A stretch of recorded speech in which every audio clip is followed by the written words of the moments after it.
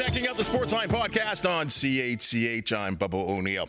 If you're familiar or unfamiliar, you know that we love speaking to and uncovering amazing sports stories from Southern Ontario, and in particular, the Golden Horseshoe. And folks, there are many athletes, officials, coaches, and in today's case, a broadcaster from Brampton.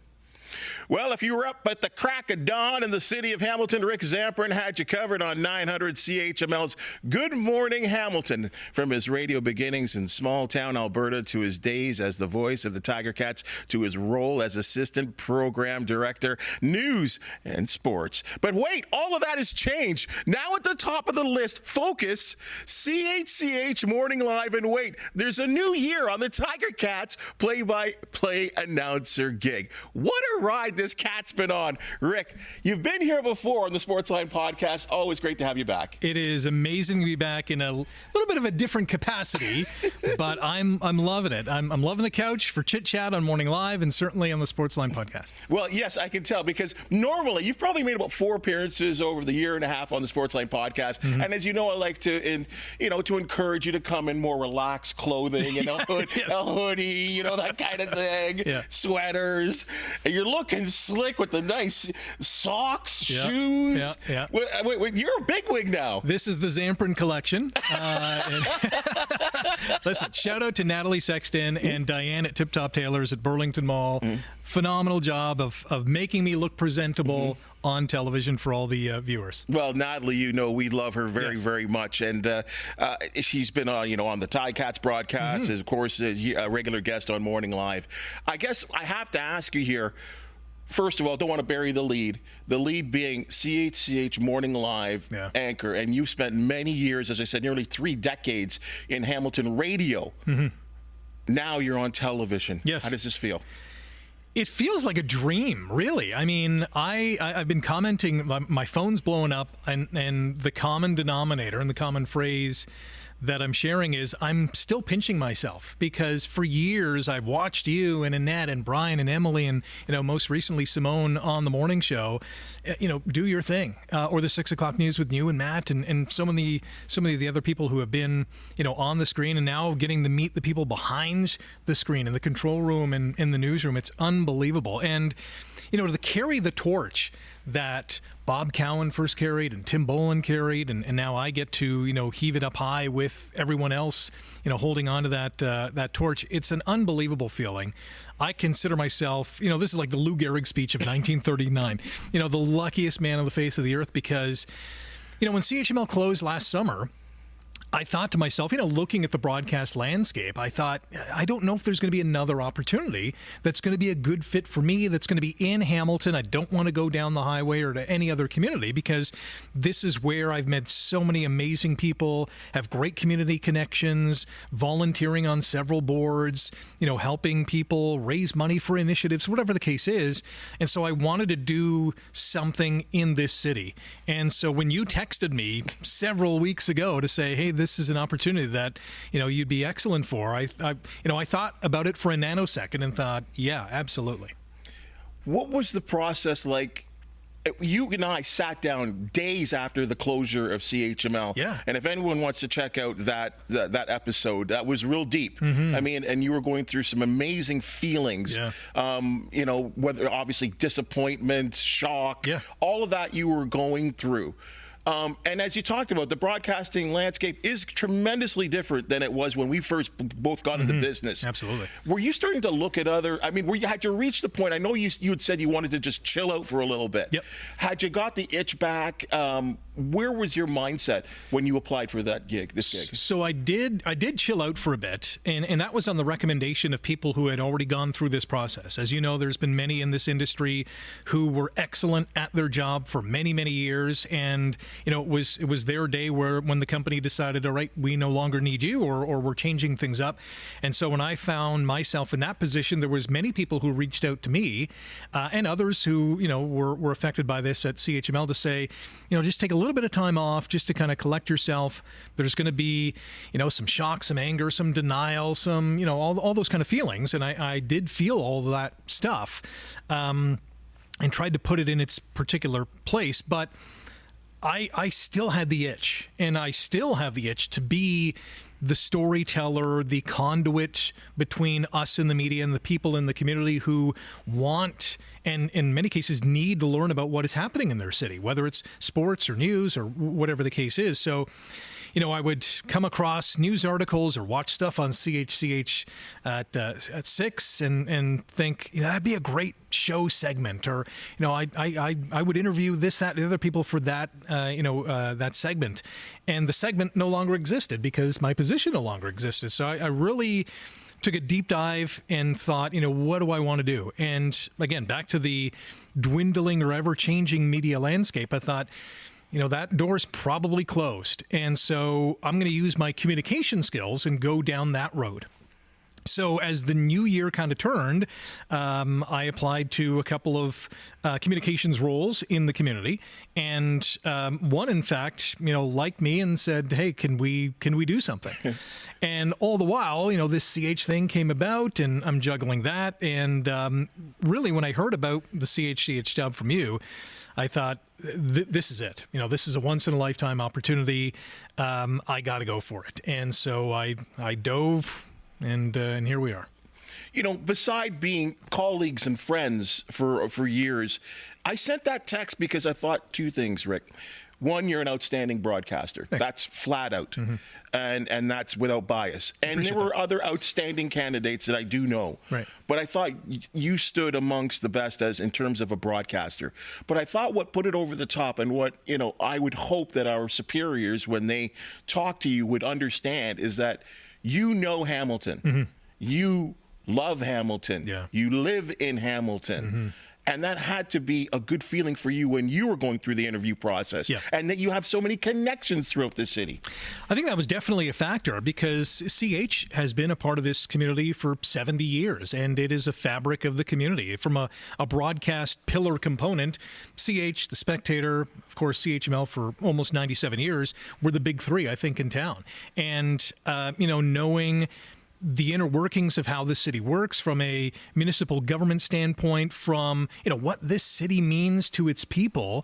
Of course, having connections to the sports teams also helped as well. So, if you spend any considerable amount of time in any community and you give back to that community, I think that ultimately rewards you in the end. And I think maybe I'm just kind of, getting that back right now. Now, life changes. You've had some time to sleep in. A little bit, yes. 8 months. 8 months of sleeping in after all those years, as I said, of waking up early in the morning. Yeah. The difference being you've got to wake up early again. Yes. And unlike the radio gig where you go in your booth and you got your track pants on, you got to start looking slick again. Yes. I mean, how's that feeling? So I'll say this. I think there was maybe 2 times in my broadcast career, radio-wise. I've been in the industry for 30 years. 99.9% of it radio, 0.1% podcasting. There was 2 instances in which I went to work with track pants. It was during COVID. We were trying to implement a more relaxed feel in the office that was down to like 7 people. And so I introduced Fat Pants Fridays. And so for 2 Fridays, I wore track pants. And it didn't really catch on, but otherwise it was a nice shirt and some nice pants, right? But now it's at another level. And I'm happy it is because I'm very comfortable in this. I think I look good. And, if you look good, you feel good. That's a great part. But back to the early mornings. So, so for 8 months, I'm waking up at 8:30, 8 o'clock. And then it's kind of funny. I think I'm just naturally a morning person. So at the onset, I think maybe my mind was clearer in thinking, I'm just going to chill out. So I would wake up after 8 consistently. And then as I thought about what was next, I found myself waking up at 7:45 and 7:30 and 7:15. And before I know it, it's like 6:45, 6:30. I'm thinking, what is going on? And I don't know, maybe I was subconsciously preparing myself for that 2:30 a.m. alarm clock. And I'm perfectly fine with that because when that alarm hits, I'm ready to go. Like, I'm jumping out of bed. I'm excited for the day. What's going to happen news-wise, or what's happening in the world of sports, what happened last night in sports. And I'm so thrilled to be able to tell that tale to the audience. Again, you've spent many years in a control room. That looks familiar. I was going to say, this probably looks familiar. Talking on the radio. Yeah. now there's a camera involved, and you're very comfortable here in this setting, and I think you and I know each other, but we're just having a common conversation. Right. But within a structure of a show, is that going to be a big change for you? Yeah, and no. I mean, at its essence, we're still telling stories. I think I'm more cognizant of having my glasses up so they don't slide, so they're not creating a glare. You know, the posture has to be a little bit better. Knowing that I'm presenting a visual to the audience, I think that's the first thing, obviously, that they're going to notice. But if they're busy in the kitchen or getting the kids ready for school, what comes out of my mouth, I think, is equally important because this is the information that we are delivering. So certainly there's an adjustment period to, thinking, even when writing a story, thinking visually as opposed to in a radio sense, the thought was, what kind of ear candy do I have? What kind of audio is going to enhance this story? And now it's what kind of visuals can we add to the story to make it come to life or make it come to life in a different sense. So that I'm now making that adjustment, but the foundation is there. It's writing, it's expressing a thought or a fact to the audience, and that really is not going to change. Simone Gavros, Brian Wood, Amelie Vukovic, who's just a firecracker. And then you get the wonderful Annette Hom, a favorite of mine. And she's going to be your co-anchor. That's got to be so much fun. And you guys know each other from the past. It's so funny. I've known Annette for about 24 years, really, in my early days at CHML. And she had been here at CH for a little while longer. Not to say that she's old. She is, very capable of telling stories in a very amazing way. But we would cover, we called it Cop Shop. We would go to Hamilton Police Central Headquarters every morning for 9:30, and every morning, Monday to Friday. The communications officer at that time for Hamilton Police, there's been Maggie McKittrick and Gary Ostafy, Carol Pacey, the list goes on and on. So we would listen to the officer and then kind of dissect, which stories were most impactful or most interesting to the audience. And so we would interview the communications officer at that time afterwards and then be on our merry way. And so we did that for a few years, I would think. And that's when I first met Annette and several other of the media personalities in town. And so, we go back 20 plus years, which is amazing. Amazing. And the chapter just doesn't end there. I mean, this is wonderful news. And again, I think our Hamilton viewers are going to be really excited. And I hope they're obviously open-minded because everyone has their favorites. And then, and that's how it kind of goes. And, I wish it was this person or this person, or I love Bob Cowan, or where's Tim? Is Tim coming back or whatever? And now you're going to have to, again, you're starting from the bottom and getting to the top, right? This has got to be an exciting part for you because people do know you in this area on the radio, but now it's an introduction to a whole new audience. Very true. And, whether I'm not going to win everyone over because I love the saying. No one does in this business. Yeah, you're never going to make everyone happy. But Chuck Swirsky, who was calling Raptors games at the time, I remember his famous phrase. He said, everyone likes ice cream, but there's chocolate and there's vanilla. And some people love chocolate and some people love vanilla. And you're never going to make everyone love the same thing. So I'm just going to be my authentic self. That's what I've always kind of done, and try to be as excited as I can when stories need that kind of enthusiasm, but serious as well when, those stories that, mainly are not very good news, I have to give it that attention that it deserves as well. So I'll plead for a little bit of patience off the top because there's going to be, I'm sure, some hiccups here and there, but we're going to have fun. We're going to tell some amazing stories and hopefully make that connection with the audience. So it doesn't start and stop there. The amazing story continues, folks. There's more to this. After spending pretty much close to a decade calling games for our Hamilton Tiger Cats, and as you and I have discussed several times, there's no bigger brand when it comes to sports in this city. 10 years later, you're back. I'm pinching myself. I should play the lottery this week. I really should, because the Hamilton Tiger Cats gave me a call and said, would you be interested in joining the Ticats audio network? And listen, I called games from 2007 to 2014 for CHML, and I had the time of my life. I mean, that's what I wanted to do since I was 8, 9, 10 years old. You know, watching Bob Cole on Hockey Night in Canada, I thought, I want to do that. Like, I would have... Folks, he beat me out for the job. I would have loved to be the player, but I knew the odds were astronomical. I also knew the odds to be the next Bob Cole were also just as astronomical. I mean, there's really a handful of jobs in the National Hockey League, but as I went to Fanshawe College and kind of understood how the business worked, I still had that goal in mind, but I always thought, am I ever going to get there? Like, is the big break going to happen? So back in 2007, Scott Mitchell at the time was the president of the Ticats, and now I know he's part owner, said, hey, we'd love to have you on board. And I jumped at the chance because I desperately wanted to do it and had a great time with Coach Sal, worked a couple of months with Ron Lancaster, calling the games and having a great time. So when, the Ticats called me again a few weeks ago to said, would you be interested in joining the Ticats Audio Network? Again, it was a nanosecond that I thought absolutely, because there was no greater high than to be in the broadcast booth, knowing a live sporting event was going to take place in front of you and not knowing what was going to happen from play to play. And that is so, for me, such an adrenaline rush. And I get to relive it again in about a month, basically, when the Ticats kick off their preseason. It is. There is nothing like live sports. Mm-hmm. And as we always love our controlled environment here in the studio, when you're calling a game or you're part of a live sporting event, the unpredictability, the crowd, the roar of the crowd, the fumbles, turnovers, who knows what could happen? A bad call. I mean, we all react to that. And you have the responsibility of translating that to the listener or the viewer or whatever you're doing as a play-by-play announcer. And I thought you did an outstanding job back then, and I know there's going to be a lot of Tiger Cat fans that are very eager to hear your voice calling the games again. And to be honest, too, I hate saying this, I feel like this is going to be a good year. I kind of do. Yes.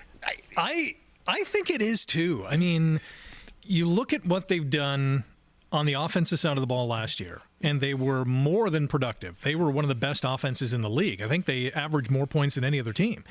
The defense, as the season progressed, got better. And in the offseason, we've seen some of the additions that this team has made, whether it's Reggie Stubblefield bolstering the D-line, even through the draft and addressing key needs of D-line and linebacker, improving the secondary, having a stabilizing force with the coaching staff. Special teams, I think there's another level it can get to. So all signs are pointing up. Two things have to happen. Number one, they have to stay healthy, because for any team to get to the summit of the Canadian Football League, you can't lose your starting quarterback, knock on wood, for any considerable amount of time, right? Or, a couple of star receivers are having a litany of injuries on defense. So they got to stay healthy. There's going to be injuries, but hopefully they're few and far between. Number two, I think it's meeting expectations, because every team going into the season says they want to win the Grey Cup.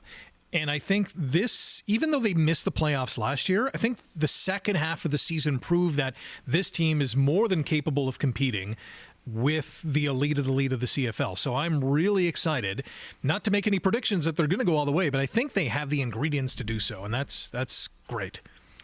I think one of the fun parts for me is that I get to work with you. Yes, yeah, absolutely. Once again, as I've been asked back to be the pregame and I guess part of the postgame and halftime show as well, too. So you and I get to work together with the Tiger Cats, which is something I think, I know I've really, really looked forward to. I always thought during those days when you were calling games, I'm like, it's unfortunate I never got to work with Rick, and now we get to do that here, and then we get to do that on game day, which is going to be so, so fun. That's awesome. I know that you also have a huge passion. This is a fan base passion for yourself. Look at you smiling. Look at I know look you're at getting. you. I know you know. You're getting at. Look at you. Like you're. I mean, normally when you blush red, but you're blushing blue. Blushing through the makeup now. Yeah, you're blushing blue. Like this Maple Leafs. Yes. All right. Everyone knows what happened. Go. Have your fun. Listen. I'll say a couple things. Number one, it's nice that they are off to the second round again, because, in the last decade, or even more than that, I mean, this team has underperformed so many times. And maybe underperformed is not the word. Maybe choked could be, some of the adjectives that we use too, because they were up until last night 1-13 in series clinching games. And so finally, and there were some moments, in Game 6 against the Sens, I thought this is just not going to go their way. But they got the job done, and I'm ecstatic. I'm also fearful that they're playing Florida in round 2 because the defending champion Panthers are a juggernaut. Nasty, physical, talented. They play a 200-foot game, everyone. They have an all-world goalie in Sergei Bobrovsky. So I'm not super confident going into round 2, but I think ultimately the Leafs were the better team in this first round, but kudos to Michael Landauer and Steve Stais and Travis Green and the Senators. Happening. These guys are coming. They have a lot of young talent. They have some veteran leadership as well. And if they can add a few pieces, that's going to be a dangerous team in the years to come. Is it not crazy that the guy who scored the winning goal wears number 67? Yes. Is it also not crazy that William Nylander was almost a scratch by accident? Yes. Because they had his brother Alex in the starting lineup. And it was one of the officials who said, hey, Maple Leafs, are you sure Alex is starting and not William? Yes. And so they changed it, and he ends up scoring 2 goals. On the official score sheet, they actually had his old number, too, 29, not his number. I don't know how you make that error, but I'm glad it was fixed because that would have been the worst clerical error in Stanley Cup playoff history. Yeah, kind of like someone in the CFL drafting a dead person. Yes, that too. Well, hey, on to the second round. As you said, Florida, they're a juggernaut. I feel like they were playing possum the last 10 games of the year and resting everyone, putting guys on LTIR. Because, what they did to Tampa, especially when Tampa, waxed them a couple times at the end of the year, too, was actually very, very impressive. So both teams will be well rested getting into this. Do you have a prediction?